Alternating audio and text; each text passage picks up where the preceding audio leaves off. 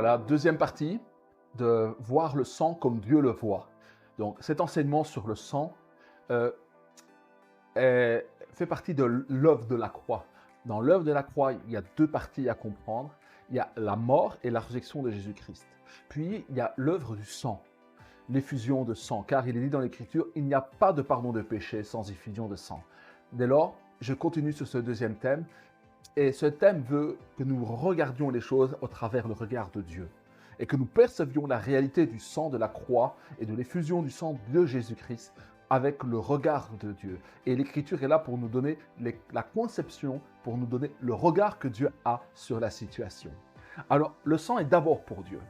C'est une chose qu'il faut comprendre, c'est Dieu qui a créé l'homme, c'est Dieu qui a voulu que l'être humain, toute âme humaine, tout être humain a le sang. Les anges n'ont pas de sang. Les démons n'ont pas de sang. C'est seulement le sang est une caractéristique de l'humain, de l'homme, de l'Adam, de l'homme fait à l'image de Dieu. Il a le sang. Il en est ainsi. Et le sang est d'abord pour Dieu. Alors, vous voyez dans la dia, j'ai été chercher le Exode 12.1. Et qu'est-ce que nous dit ce texte? L'Éternel dit à Moïse et à Aaron, dans le pays d'Égypte. Donc, c'est quand les Hébreux étaient encore en esclavage en Égypte.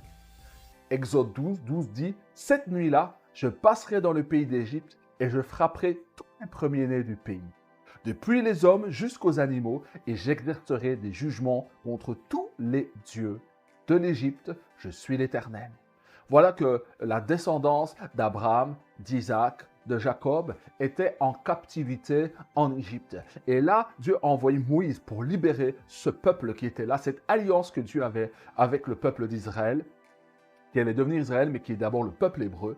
Et là, Dieu, dans un de ses châtiments, parce que le roi d'Égypte retenait le peuple d'Israël, Dieu va monter de grade en grade dans ses jugements. Et là, il y avait une sentence qui devait arriver, un jugement, c'est que tout premier-né allait mourir.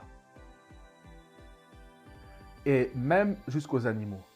Et Dieu est entré en jugement contre tous les dieux de l'Égypte. Donc les dieux de l'Égypte, ce sont des dieux, en sorte que ce sont des entités, des esprits avec lesquels les Égyptiens rentraient en communication. Et Exode 12.13, c'est le verset clé qui nous dit « Le sang vous servira de signe sur les maisons où vous serez. Je verrai le sang et je passerai par-dessus vous. Il n'y aura point de plaie qui vous détruise quand je frapperai le pays d'Égypte. » Donc au milieu d'Égypte, il y avait les Hébreux et il y avait le peuple d'Égypte, les Égyptiens. Et il est dit que le sang servira de signe. Parce qu'ils ont dû prendre le sang de l'agneau qu'ils avaient sacrifié et en passer sur les linteaux des maisons. Et l'ange de la mort qui devait passer, le jugement de Dieu qui devait passer, eh bien, s'il voyait le sang sur les linteaux des maisons, la mort ne frapperait pas ces maisons. La plaie n'allait pas les détruire. Donc, c'est là où Dieu a donné la Pâque, ce qu'on appelle la Pâque, le sacrifice de l'agneau. Et cette Pâque, c'est ça qui a permis au peuple d'Égypte de sortir, le peuple hébreu de sortir de l'Égypte, c'est cette Pâque. Et Exode 12.14 nous dira, « Vous conserverez le souvenir de ce jour et vous le célébrerez par une fête en l'honneur de l'Éternel. Vous célébrerez comme une loi perpétuelle pour vos descendants. » Jusqu'à ce jour, Israël, faites cette Pâque, faites le sacrifice de cet agneau dont le sang a été mis badigeonné sur les linteaux des portes et la mort a frappé les Égyptiens, mais pas ceux qui avaient mis le sang. Donc l'Éternel dit en Exode 12.12, « Cette nuit-là, je passerai dans le pays d'Égypte et je frapperai tous les premiers-nés du pays d'Égypte, depuis les hommes jusqu'aux animaux. » Dieu va exercer ses jugements. Et il dit, le sang vous servira de signe. Qui a donné ce signe? C'est Dieu qui a donné le sang comme signe sur les maisons. Donc, c'est bien ce que je vous disais, le sang est pour Dieu d'abord. C'est Dieu l'Éternel qui veut que le sang soit versé et qu'il soit versé pour mes péchés, pour les effacer, afin que le jugement de Dieu ne tombe pas sur ma vie, sur ta vie. Pourquoi nous ne sommes pas jugés? Parce que l'expiation de nos péchés est faite par le sang. Donc, la sainteté de Dieu et sa justice réclament que le sang soit versé. Il faut qu'il y ait une compensation. Il faut que les crimes, les actions, les mauvaises actions que nous avons commises, il faut que quelqu'un paye pour ça. Il faut que du sang soit coule, il faut qu'une vie innocente soit payée. Car le salaire du péché, dit l'Écriture, c'est la mort. Et il faut qu'une mort soit donnée pour que le péché soit effacé. Le sang versé nous donne une position devant Dieu. Avant, nous étions condamnés par les actes de péché qui plaidaient contre nous. Car devant Dieu, c'est comme s'il y avait une liste qui était au-dessus de la tête de chaque homme, où est mentionné chaque péché qui est commis, et s'additionne ainsi de suite. Mais pour ceux qui ont fait alliance avec Jésus-Christ, qui ont confessé Jésus-Christ comme leur Seigneur, leur Sauveur, ceux-là, par la révélation de l'œuvre de la croix et de l'effusion du sang de Jésus, sont déclarés justes, car ils comprennent que le sang, une âme, la vie de Jésus, a été donné pour effacer ses péchés. Et celui qui croit au sacrifice de la croix et à l'effusion du sang de Jésus, Dieu le déclare juste. Donc le sang est d'abord pour Dieu. Donc il y a 3 problèmes qui vont être réglés par le sang. 1, le sang règle les péchés. 2, l'accusation de Satan s'arrête. Et 3, nous sommes délivrés de la culpabilité. Donc le sang de Jésus agit dans ces 3 domaines. Pour Dieu, pour l'homme et pour Satan. Alors nous devons faire une différence, il y a une nuance qui doit être faite entre les péchés et le pécheur. La source des actes de péché et de désobéissance sont faits par une source qui s'appelle le pécheur. Donc il y a des péchés parce qu'il y a une nature de péché. Parce qu'il y a quelqu'un qui a une mauvaise inclinaison, qui commet de désobéissance. Et le sang de la croix, l'effusion du sang de Jésus-Christ, donc sa vie, son âme qui a été donnée, règle le problème des actes commis. Car entre Dieu et l'homme, il y a un problème, ce sont nos actes de péché. Mais la bonne nouvelle est celle-ci, c'est que le sang de Jésus-Christ a coulé pour effacer nos péchés. Et le sang de Christ a coulé à plusieurs reprises. Alors, il y a des thèmes là-dedans que je vais traiter. Le sang de Jésus-Christ a coulé à sa circoncision. Le 8e jour, quand le Fils de Dieu, le Christ, le Messie, était enfant, il a été circoncis selon la tradition juive. Cette alliance qui a été faite avec Abraham a été rééditée, réactualisée dans chaque enfant d'Israël mâle qui avait comme rite la circoncision, qui est le signe qu'il y a une alliance entre cet homme et Dieu. Deuxièmement, le sang de Christ a coulé à sa naissance. Vous savez que quand un enfant naît et qu'on coupe le cordon ombilical, il y a du sang. Quand l'enfant sort, que le placenta, toutes ces choses sortent du ventre maternel, il y a du sang. Le troisième, le sang de Jésus-Christ a coulé au jardin de Gethsémane. Quand on dit que des gruaux de sang sont sortis avec sa sueur, tellement qu'il était sous l'angoisse. Et ensuite, le sang de Jésus coule à la croix. Alors, la croix, elle commence, on peut dire que le supplice de la croix commence à Gethsémane, où le sang de Jésus-Christ coule, où par les pores de sa peau, son sang a coulé parce que des micro-vaisseaux sanguins ont éclaté à cause de l'angoisse qu'il subissait. D'où lui venait cette angoisse? C'est que l'ennemi, Satan, venait pour l'accuser, le poids du péché du monde allait être transmis sur lui et il rentrait en jugement avec Dieu. Car Jésus a été condamné de Dieu le Père, le juste juge, a été condamné à notre place. Alors imaginez, vous êtes un homme et vous prenez sur votre compte le jugement et la condamnation que méritent tous les péchés depuis le premier homme au dernier homme. C'est ce que Jésus-Christ a souffert à Gethsémane. C'est l'angoisse, la pression qui était sur lui. Et elle était grande. Et il n'a point faibli. Nous traiterons de ce sujet-là aussi. Et puis, le sang de Jésus-Christ dans le tabernacle n'a pas été fait de main d'homme. Le sang de Jésus-Christ a été présenté dans le temple qui n'est pas fait de main d'homme. Donc, ça veut dire le temple qui est dans le royaume de Dieu, dans le royaume spirituel, dont Moïse a vu et dont il a fait un modèle pour faire le temple d'Israël sur terre. Où il a vu l'arche, là où il a vu le temple, et le temple sur terre qui a été fait en Israël a été fait sous le modèle de celui qui est céleste. Et là, Jésus-Christ, quand il est mort et qu'il était ressuscité, il est monté dans le royaume de Dieu, il est allé vers le Père et il a présenté son sang dans le temple qui n'est point fait de main d'homme, pour sceller une alliance. Nous allons traiter ce sujet-là plus tard aussi. Là, je vous montre le plan. Ensuite, le sang est là pour nous donner une conscience pure. Hébreux 10, 19 dit « Ainsi donc, frères, puisque nous avons eu, au moyen du sang de Jésus, une libre entrée dans le sanctuaire. » Donc, le sang de Jésus-Christ, sa vie, son âme, qui a été donnée à la croix, nous donne un libre accès au sanctuaire de Dieu. Nous pouvons nous tenir devant Dieu. Hébreux 10, 20 dit « Par la route nouvelle et vivante qu'il a inaugurée pour nous au travers du voile, c'est-à-dire de sa chair. » Donc le corps de Christ, qui a été meurtri à la croix, dont le sang a coulé, c'est comme un voile qui a été déchiré pour nous donner accès au sanctuaire de Dieu. Hébreux 10, 21 nous dit « Et puisque nous avons un souverain sacrificateur établi sur la maison de Dieu, un prêtre, sacrificateur, un souverain, c'est un sacrificateur, un prêtre. Nous avons un intermédiaire qui fait l'intermédiaire entre Dieu le Père et chaque homme pour qu'il puisse communier avec le Père et avoir droit de citer. » Et Hébreux 10, 22 nous dit « Approchons-nous avec un cœur sincère, dans la plénitude de la foi. » Alors, le mot foi, ce n'est pas un croire. La foi, c'est une révélation, une prise de conscience de la réalité de l'œuvre de la croix et du sang de Jésus-Christ qui nous donne quoi? D'avoir un cœur sincère et qui nous donne de nous savoir, nous savons que nous pouvons nous approcher de Dieu parce que nous sommes délivrés de toute culpabilité. Et c'est ça qui donne de l'assurance. C'est cette confiance dans l'œuvre expiatrice de Jésus-Christ, signifiée par son sang qui a coulé. Donc, cette conscience pure est très importante. Approchons-nous avec un cœur sincère. La sincérité, l'honnêteté est très importante, car Dieu sonde les cœurs. Dieu ne peut pas avoir accès à un cœur qui est malhonnête. On peut ne pas être parfait, mais on peut être honnête et dire là j'ai fait le mal ou là j'ai bien fait.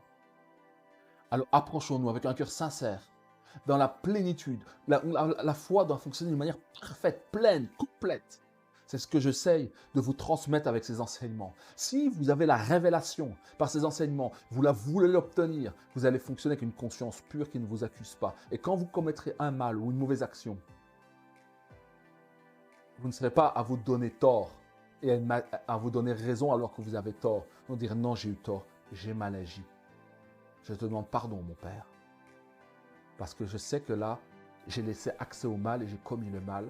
Mais je sais que tu m'avais pardonné par l'effusion du sang de Jésus-Christ.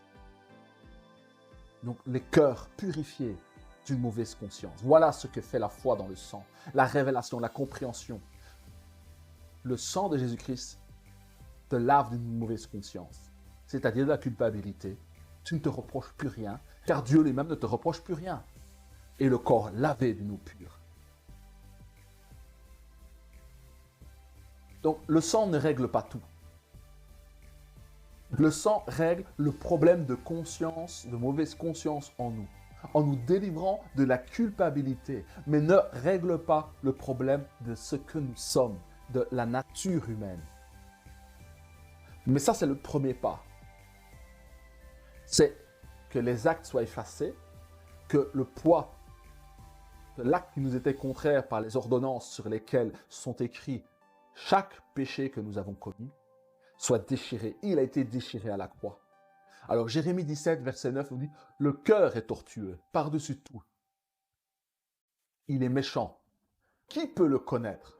Donc le cœur de l'homme, quelque homme que ce soit, notre cœur est tortueux. Tout homme, s'il est honnête, sait qu'il a commis un mal. Un jour ou l'autre, ta conscience t'a reproché quelque chose. Pour régler le problème du péché et ne plus commettre des actes de péché. Parce que si nous avons l'assurance que quoi que nous fassions, cela nous est pardonné. La deuxième étape pour aller plus loin avec Dieu, c'est cesser de commettre des actes de péché. Et pour cela, je vais vous énoncer la solution sans rentrer dans les détails. Dans Ézéchiel 36 à partir du verset 25 à 27, il nous dit « Je répandrai sur vous une eau pure et vous serez purifiés. Je vous purifierai de toutes vos souillures et de toutes vos idoles. Je vous donnerai un cœur nouveau. Voilà la solution pour ne plus pécher. Je vous donnerai un cœur nouveau. Et je mettrai en vous un esprit nouveau. J'ôterai de votre cœur, j'ôterai de votre corps le cœur de pierre. Et je vous donnerai un cœur de chair. Je vous donnerai un cœur nouveau et je mettrai en vous un esprit nouveau. J'ôterai de vos corps le cœur de pierre et je vous donnerai un cœur de chair. Je mettrai mon esprit en vous et je ferai en sorte que vous suiviez mes ordonnances et que vous observiez et pratiquiez mes lois. Oui, le Seigneur lui-même fera en sorte que nous soyons conformes à sa nature, car Dieu lui-même obéit à ses lois, ses commandements, ses ordonnances, car ces lois et ces ordonnances définissent ce qu'est la sainteté ou ce que n'est pas la sainteté. Si nous transgressons les commandements, les lois, les préceptes, c'est que notre nature n'est pas sainte. Et Dieu s'engage à nous ôter ce cœur de pierre, à nous donner un cœur de chair, à mettre en nous un esprit nouveau pour que nous soyons capables d'obéir à sa volonté. Vous voyez, il y a deux choses. Il faut régler le problème du cœur humain qui est mauvais, qui est la source des actes de péché. Mais si les actes de péché que nous avons commis et que nous risquons encore de commettre ne sont pas réglés, il en découlera toujours de la culpabilité. Mais béni soit notre Seigneur Jésus-Christ, dont le sang a coulé à la croix et qui a effacé nos péchés par l'effusion de son sang. C'est Dieu qui a voulu qu'il en soit ainsi. Donc, Dieu me donne une position nouvelle. Soit tu es coupable devant Dieu, ayant à répondre de tes actes de péché, de tes désobéissances, ou tu es juste. À ces deux positions devant Dieu. Sur quelle base entres-tu dans la présence du Dieu saint? Par tes mérites? Tes œuvres? Ton titre? Tes titres? Non. C'est sur la base du sang de Jésus-Christ. Nous devons avoir confiance dans le sang de Jésus. Avoir confiance dans le sang de Jésus, c'est reconnaître que j'ai besoin de la purification, de justification. Ce sont les mérites, l'obéissance de Jésus-Christ qui me donne accès au Père. Donc, je ne me tiens pas devant Dieu à cause de mes mérites. Je me tiens devant Dieu à cause des mérites et de l'obéissance d'un autre, Jésus-Christ. Et c'est cela que fait le sang de Christ. Il nous rapproche de Dieu. Alors voilà, maintenant, l'Odia s'est rapproché par le sang de Jésus-Christ. Éphésiens, chapitre 2, verset 1, nous dit « Vous étiez morts par vos offenses et par vos péchés. » Donc le péché, les actes de péché nous font tenir pour morts devant Dieu. Nous n'avons pas de communication. On n'a pas de communion avec un mort. Nous sommes toute personne qui doit répondre de ses péchés est mort devant Dieu. Éphésiens 2 dit « Dans lesquels vous marchiez autrefois, selon le train de ce monde, selon le prince de la puissance de l'air, de l'esprit qui agit maintenant dans les fils de la rébellion. » Les princes de l'air, des puissances de l'air, ce sont tous les mauvais esprits.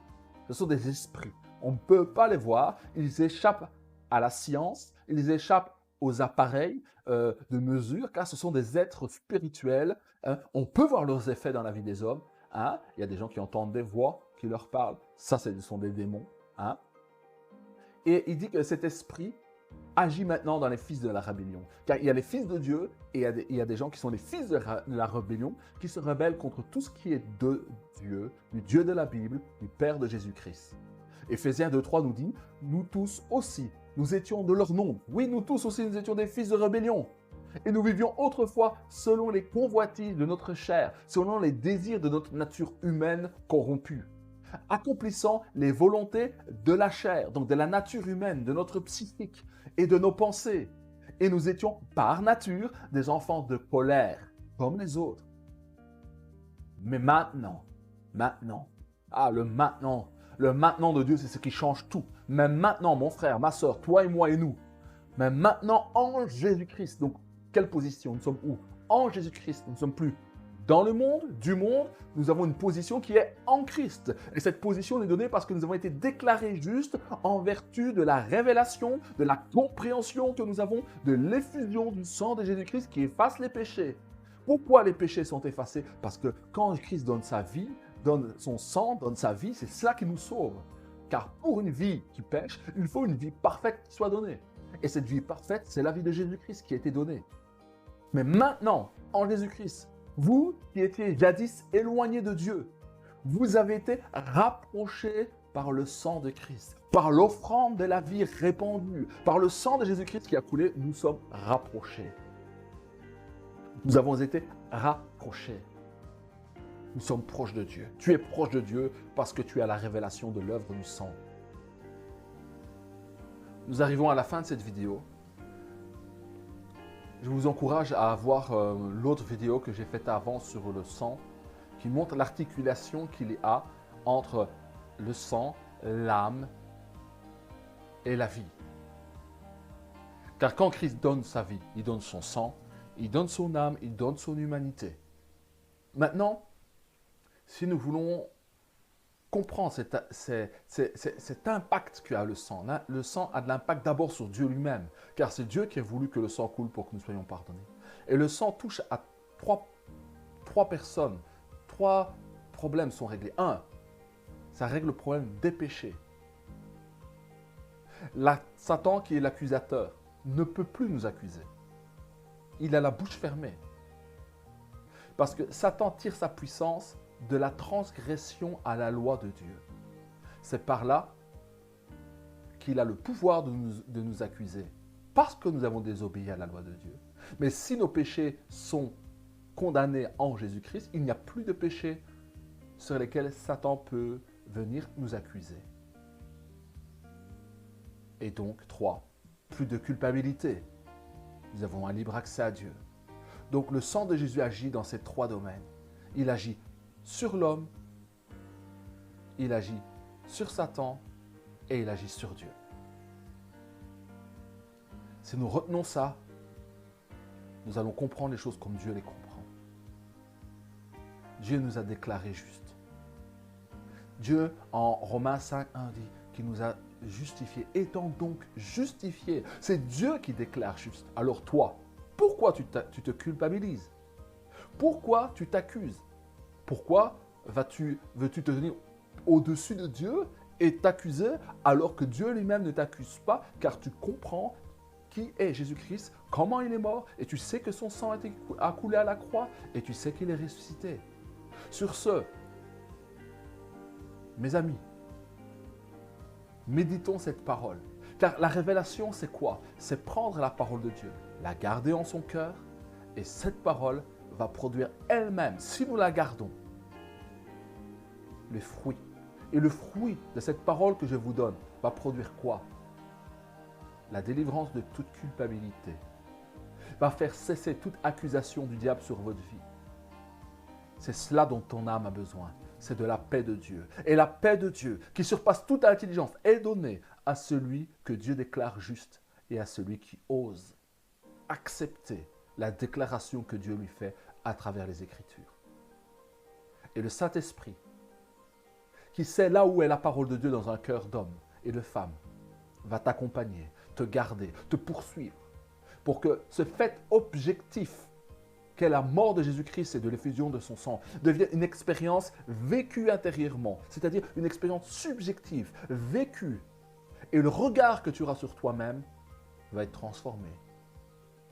Voilà sur quoi je vous laisse. Je viendrai encore une autre vidéo pour encore traiter de ce domaine du sang, de ses impacts et pour vraiment nourrir vos cœurs avec une réflexion biblique, avec une réflexion de l'esprit, avec une inspiration de l'esprit, avec un langage spirituel pour ce qui concerne les choses spirituelles. Passez une bonne semaine, une bonne fin de soirée pour ce dimanche, que Dieu vous accompagne, sa grâce est sur nous. Et n'oubliez pas, Dieu ne nous condamne pas, nous qui avons la connaissance de la vérité. À bientôt.